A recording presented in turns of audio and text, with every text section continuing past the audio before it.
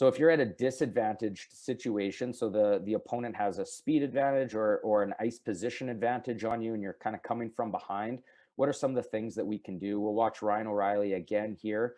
An NFL term when you're looking at a defensive line player trying to sack a quarterback, it's called a swim, where they get their arm in there and try and push that player away.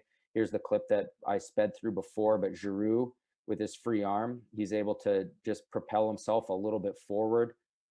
Or we can tie up a stick, as you see here, Ryan O'Reilly going into a corner battle, and then he gets his hips through and he eliminates the opponent's hands as well as his stick. You guys all know what stick lifts are, but we'll rewind and we'll take a look at a couple of these right here. So O'Reilly, it's going to be a race to that puck. So he was at a disadvantage because his toes are pointing the other way. He had to pivot.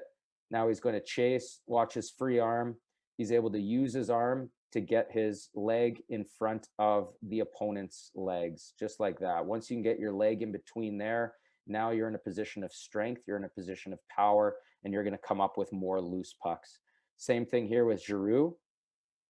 And one thing I show younger guys especially, there's a referee right here, and he didn't call this, but this is borderline. This could be called a penalty as unholding, but it wasn't called. So we talk to players about picking your spots, knowing your surroundings, and seeing what you can get away with. But here, just working on that swim action of being able to push the opponent away and try and gain that advantage on them. So just looking at a stick battle.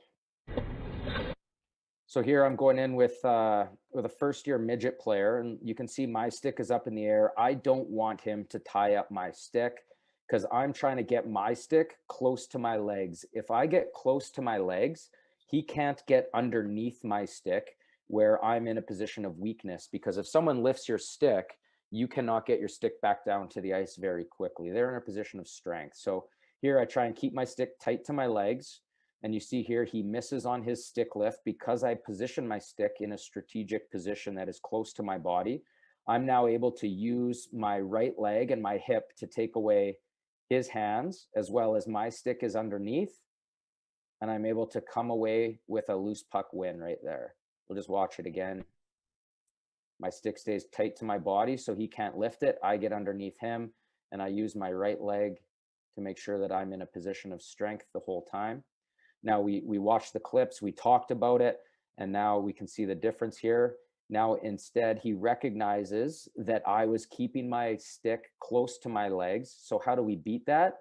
He uses his left leg by getting in nice and tight to me, eliminating my stick using his left leg and his body. And now he's able to come up with that loose puck.